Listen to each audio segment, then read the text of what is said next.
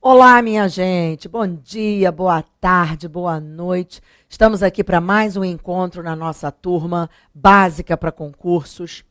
Na nossa última aula, nosso último encontro, nós falamos de dois assuntos muito importantes. Aliás, dois não, falamos até de três. Falamos de homônimos e parônimos. Falamos da conjugação verbal, né? Modo indicativo, modo subjuntivo, modo imperativo. E aí eu aconselhei que vocês começassem estudando verbos pela conjugação dos verbos por, ter e vir. Expliquei por quê e tal. Depois falamos de análise sintática. Muito bem. E hoje nosso primeiro assunto é pontuação. Pontuação. Todo mundo diz assim para mim, Augusta, quando eu vejo uma questão de pontuação na prova, eu já tremo nas bases. Porque a sensação que eu tenho é de que eu não aprendi. Eu não aprendi pontuação. Eu acho que os alunos falam assim, gente, Augusta, eu acho que eu só aprendi de pontuação o seguinte, o ponto, claro, a interrogação e aquela vírgula que separa elementos de uma enumeração. Nada mais. O que eu me lembro de ter aprendido é isso. E eu digo assim, mas é verdade. Muitos alunos me dizem isso, que têm a sensação de só ter aprendido isso. Então vamos falar com calma, para que você consiga entender direitinho essa história de pontuação. Gente, é mais fácil, mais simples do que possa parecer. Existem duas regras básicas de pontuação que eu tenho certeza que eu não estou exagerando ao dizer o seguinte a vocês. São cobradas em todas as provas por todas as bancas, essas duas regras. Aliás, são as regras mais cobradas. A primeira regra diz assim, não se separa, veja bem, não se separa sujeito de predicado por vírgula. Você já viu análise sintática comigo, por isso eu falei até da análise sintática antes de falar de pontuação, porque fica mais fácil para você entender a nomenclatura que eu uso. Então, não podemos separar um sujeito do seu predicado por vírgula. Muito bem.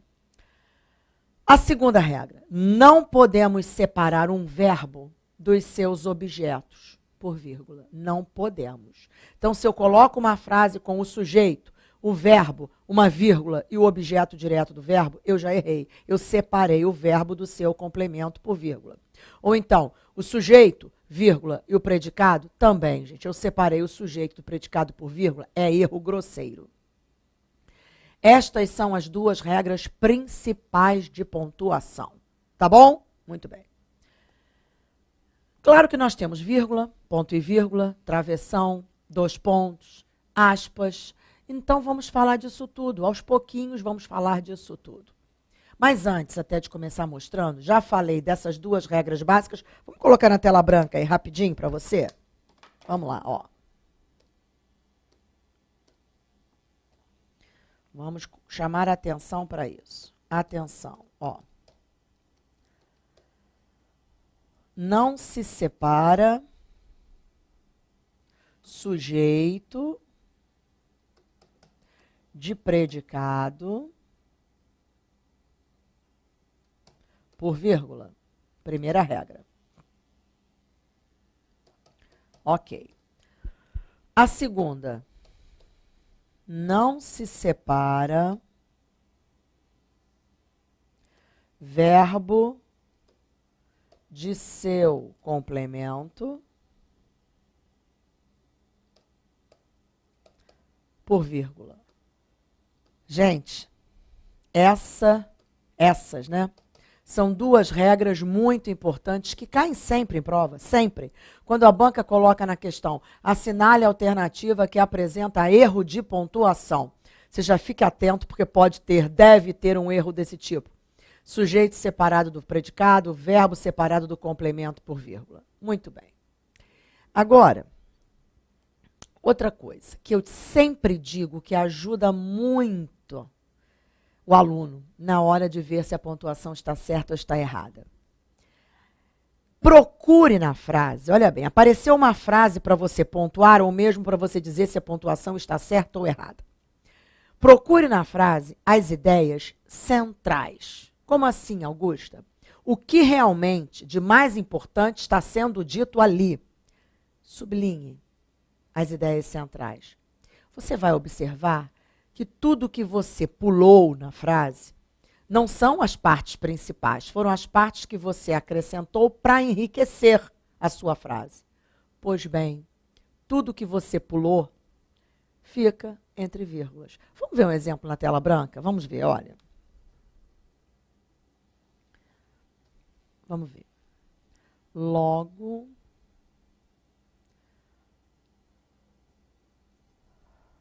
que chegou ao clube, o técnico percebeu que se não houvesse disciplina, perderiam o campeonato.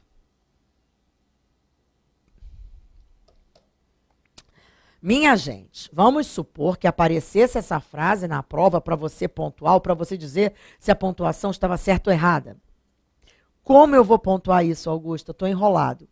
Procure quais as ideias centrais dessa frase. Quer dizer, o que realmente de mais importante está sendo dito aqui. Qual é a ideia central? E vamos sublinhar? Vamos juntos fazer isso? Vamos lá. Logo que chegou ao clube, o técnico percebeu que, se não houvesse disciplina, perderiam o campeonato. A ideia central aqui, minha gente, é essa, ó. O técnico percebeu que perderiam o campeonato. O técnico percebeu que perderiam o campeonato. Esta é a ideia central. Augusto, e o logo que chegou ao clube? Isso não é ideia central? Ele percebeu isso quando? Logo que chegou ao clube. É uma ideia de tempo, começando o período. E se não houvesse disciplina, também não é ideia central, é uma condição. Qual a condição? Que houvesse disciplina. Então, esses dois trechos, logo que chegou ao clube e se não houvesse disciplina, não são ideias centrais. Por isso, nós não sublinhamos. Então, agora, vamos pontuar a frase. Tudo que eu não sublinhei foram os elementos que eu acrescentei para enriquecer a minha frase, eles é que ficam isolados por vírgulas. Vamos lá? Olha aqui. Logo que chegou ao clube, vírgula, o técnico percebeu que, ó, daqui não pula para cá, percebeu que perderiam o campeonato. Então, aquele trecho jogado ali no meio, se não houvesse disciplina, fica entre vírgulas, gente. Então, o técnico percebeu que, vírgula, se não houvesse disciplina, vírgula, perderiam o campeonato. Outra coisa, se a banca, numa prova, perguntasse a você se estas vírgulas poderiam ser retiradas sem erro gramatical, não poderiam. Elas são obrigatórias. Observe que o primeiro trecho aí, logo que chegou ao clube, não expressa tempo, gente. Muito bem. Nós dizemos que essa é uma oração adverbial temporal. Ela expressa tempo, ela é adverbial temporal. Só que ela foi deslocada para o início do período, vírgula obrigatória. A outra oração jogada ali no meio, se não houvesse disciplina, é uma oração também adverbial, só que condicional. Uma oração adverbial condicional jogada ali no meio, deslocada e jogada ali no meio, entre vírgulas, obrigatoriamente. Então, essas vírgulas não poderiam ser retiradas. Vamos ver outro exemplo? Aos pouquinhos a ficha vai caindo. Vamos ver outro exemplo.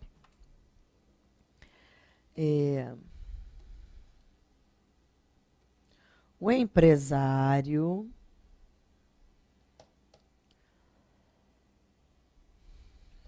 maior produtor de vinhos da região finalmente realizou seu sonho. A viagem à Itália. Vamos lá, vamos juntos. O empresário, preste atenção, ó. O empresário maior produtor de vinhos da região. Claro que não é assim, não é, gente? O empresário. Aí eu paro para explicar quem é aquele empresário maior produtor de vinhos da região. Vamos ver se você descobriu aí qual a função sintática de maior produtor de vinhos da região. Aposto. Perfeito. Então, olha só. O empresário maior produtor de vinhos da região finalmente realizou seu sonho e eu parei de novo para explicar qual o sonho dele, a viagem à Itália. Então, vamos sublinhar quais as ideias centrais da minha frase? As ideias centrais. Vamos lá. O empresário finalmente realizou seu sonho. Até aqui, peraí. O empresário finalmente realizou seu sonho. É isso ou não é? Muito bem. Tudo o que eu pulei foram os elementos que eu fui acrescentando. Na verdade, atenção aí. Os dois elementos que eu pulei são dois apostos. Plural de aposto é apostos. O primeiro explicando quem é aquele empresário, maior produtor de vinhos da região. O segundo explicando qual é o sonho dele, a viagem à Itália. Aposto e aposto. Então ficam isolados por vírgulas. Vamos lá? O empresário, vírgula, maior produtor de vinhos da região, vírgula, finalmente realizou seu sonho, vírgula, a viagem à Itália. Augusta, você quando falou da análise sintática, você disse que poderíamos também isolar o aposto com travessões. Eu poderia trocar essas duas primeiras vírgulas, o empresário, vírgula, maior produtor de vinhos da região, vírgula, por travessões? Poderia. O empresário, travessão, maior produtor de vinhos da região, travessão, finalmente realizou seu sonho. Eu poderia também pôr travessão? Travessão, a viagem à Itália? Poderia. Só que lembre-se de uma coisa, quando eu coloco o aposto no final da frase, como esse, a viagem à Itália, além da vírgula, além do travessão, eu ainda ganho outra opção de pontuação, os 2 pontos. Ali no meio, não, eu não poderia dizer o empresário 2 pontos, não. Mas lá no fim, sim. O empresário maior produtor de vinhos da região finalmente realizou seu sonho. 2 pontos, a viagem à Itália. Ou vírgula, ou travessão. Tá bom? Então vamos em frente, vamos ver outra frase.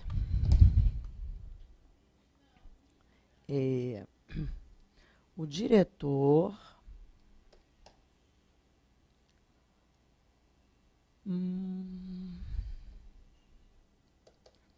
então logo assumiu o projeto,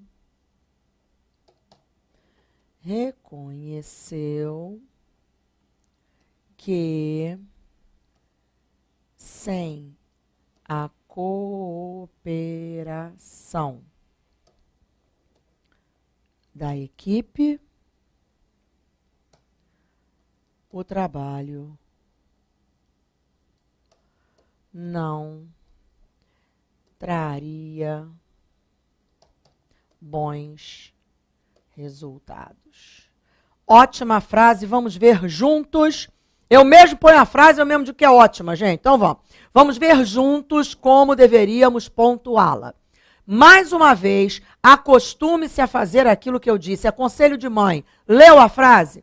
Sublinhe o que você acha que são, né, as ideias centrais. O que de mais importante está sendo dito ali. Vamos lá? Lê de novo. O diretor, então logo assumiu o projeto, reconheceu que sem a cooperação da equipe, o trabalho não traria bons resultados. Quais as ideias centrais aí, gente? Vamos sublinhar? Vamos lá, ó. O diretor, então logo assumiu o projeto? Não, então logo assumiu o projeto não é ideia central. O diretor reconheceu, vamos lá, reconheceu que sem a cooperação da equipe a ideia central também não. O diretor reconheceu que o trabalho não traria bons resultados. Essas são as ideias centrais. O diretor reconheceu que o trabalho não traria bons resultados. Augusta, mas tanta coisa você pulou? Sem problemas. Os 2 trechos que eu pulei aí foram trechos acrescidos à frase para enriquecê-la. O primeiro trecho, tão logo assumiu o projeto, dá ideia de tempo. É uma oração adverbial temporal. E o outro trecho, sem a cooperação da equipe, quer dizer, se a equipe não cooperasse, não é isso? Uma condição? Então, esses trechos vão ficar isolados por vírgulas. Vamos lá, então? O diretor, vírgula, tão logo assumiu o projeto, vírgula, reconheceu que, vírgula, sem a cooperação da equipe, vírgula, o trabalho não traria bons resultados. Gente, faça isso na hora da prova, isso ajuda muito, muito, muito. Leu? Procura onde aquelas ideias vão se completando. Olha só. O diretor, aí vem para cá, reconheceu que, ele reconheceu que o trabalho não traria bom. Daqui pula para cá, não pula, Augusta? Pula. Então já sei que esse trecho que foi jogado aqui tem que ficar entre vírgulas. Acabou. Nossa, se eu visse essa pontuação eu ia achar esquisita. Pois é, tá vendo? Eu vou mostrar uma outra a você que já caiu em prova, inclusive, e muitos alunos marcaram como errada, achando que aquilo era impossível. Vamos ver.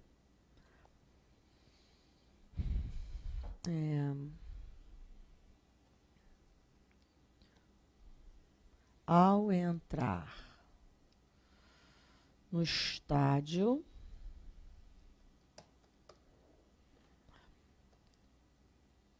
o árbitro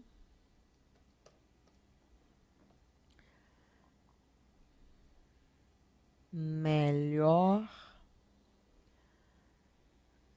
profissional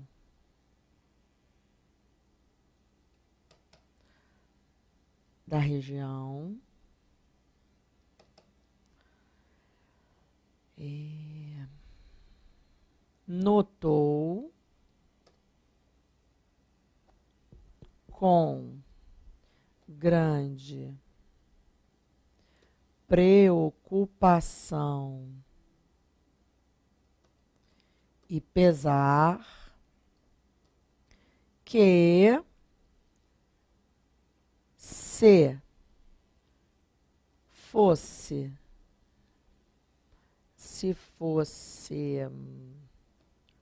muito passivo, perderia o controle do jogo. Essa é grande, mas vamos ver? Olha lá. Ao entrar no estádio, o árbitro, melhor profissional da região, notou, com grande preocupação e pesar, que, se fosse muito passivo, perderia o controle do jogo. Gente, vamos fazer aquilo de novo? Vamos procurar as ideias centrais dessa frase? Então vamos lá, ó. O árbitro fez o quê? Notou o quê, gente? Notou o quê? Perderia o controle do jogo. Nossa, Augusta, essas são as ideias centrais? Vê se não são. O árbitro notou que perderia o controle do jogo. O resto todo que você pulou foram as ideias que foram acrescentadas ali? Sim. Olha bem.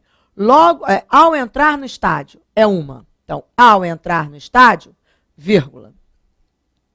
O árbitro, e aí vem um aposto, melhor profissional da região, vírgula. Melhor profissional da região, vírgula.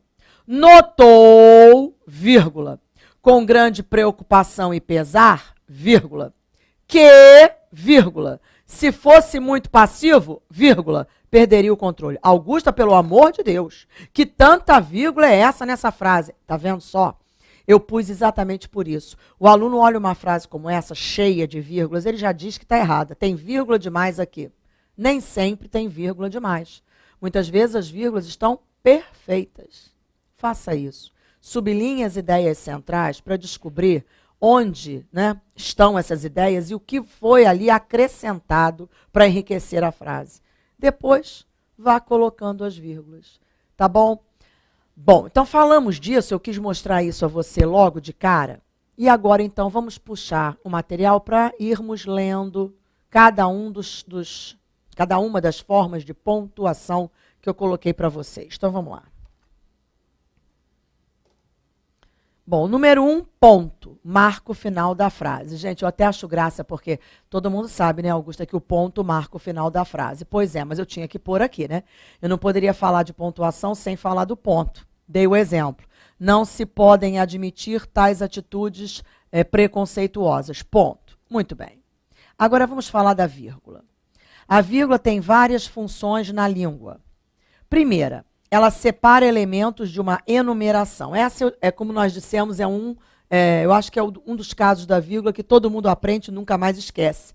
Comprei bananas, vírgula, peras, vírgula, maçãs, vírgula, uvas, não é? Elementos de uma enumeração separados por vírgulas.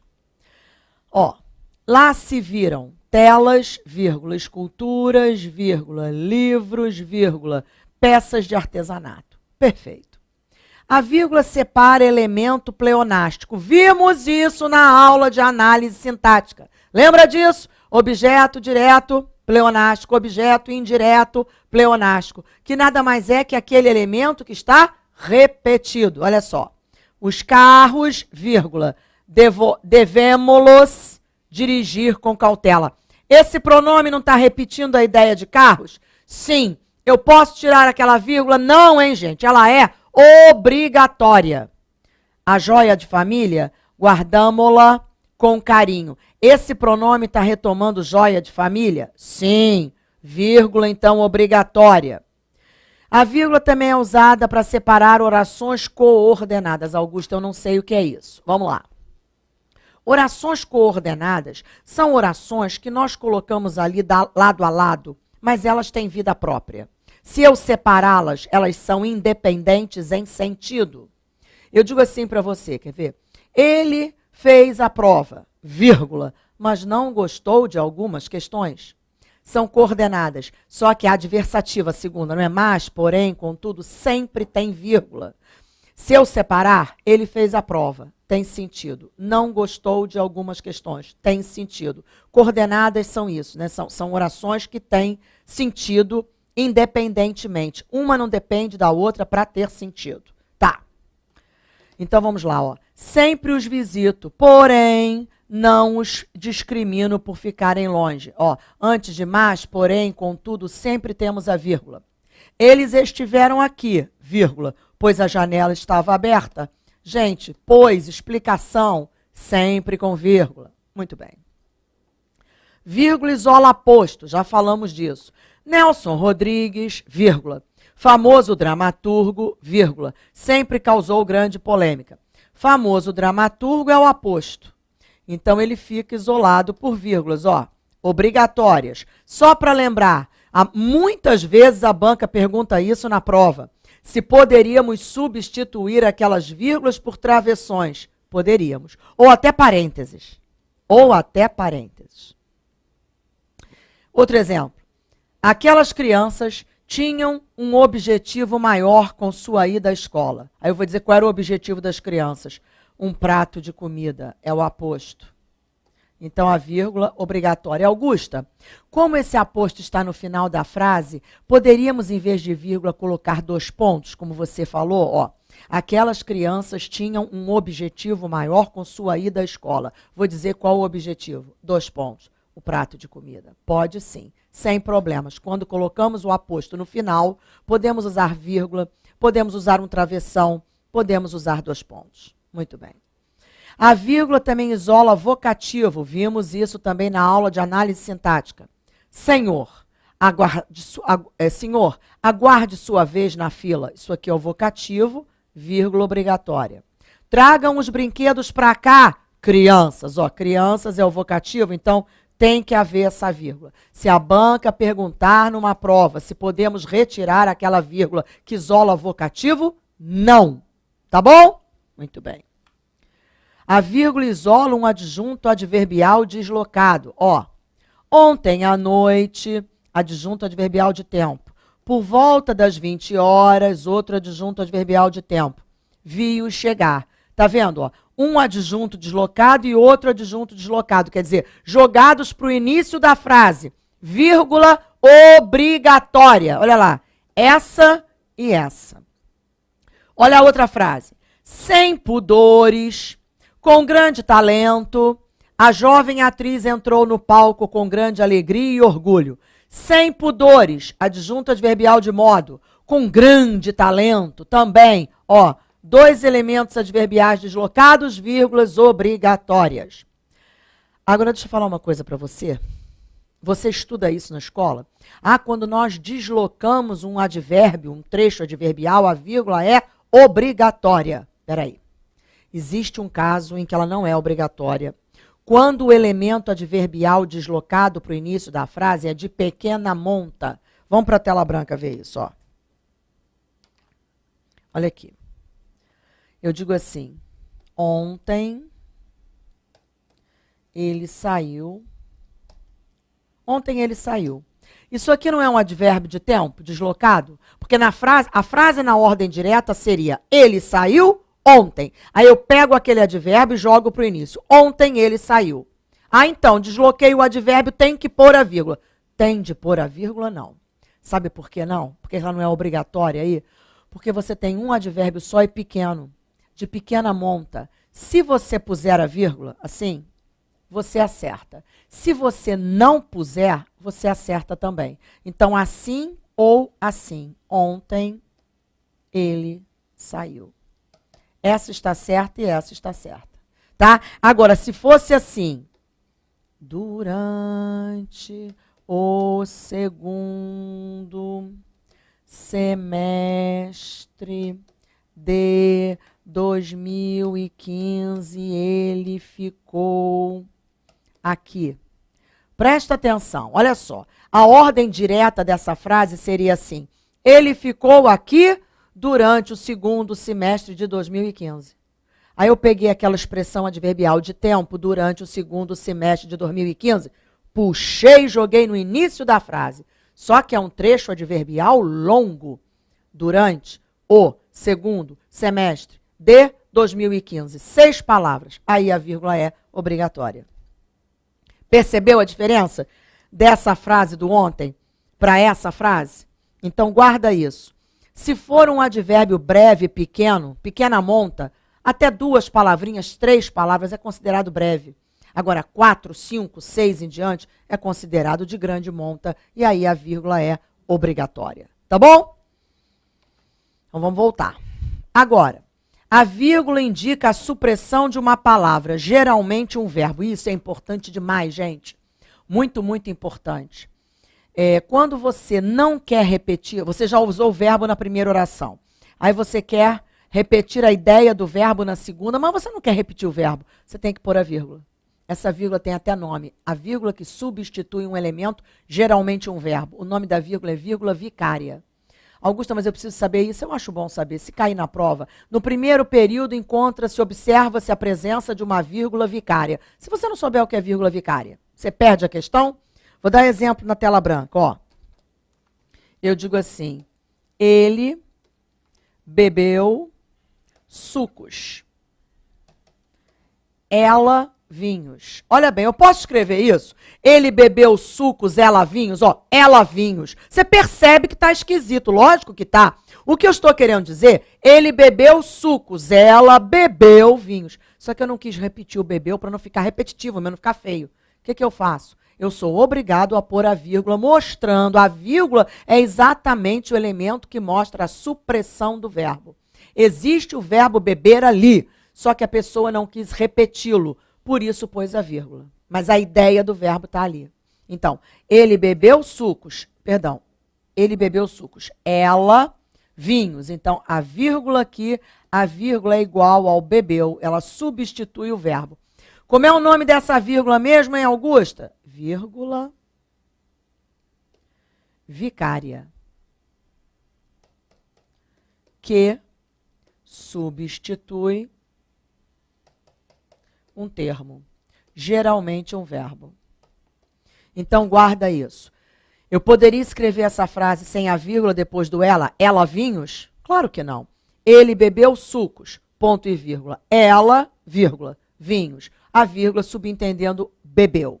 Outra coisa, de repente você está se perguntando aí, Augusta, por que você pôs um ponto e vírgula? Ele bebeu sucos, ponto e vírgula, ela vinhos. Por que ponto e vírgula? Vamos lá, gente. Pensa um pouquinho, vê se você consegue dar essa resposta e eu começo o próximo bloco respondendo para você. Mas tenta ver se você mata isso. Por que um ponto e vírgula ali? Até já.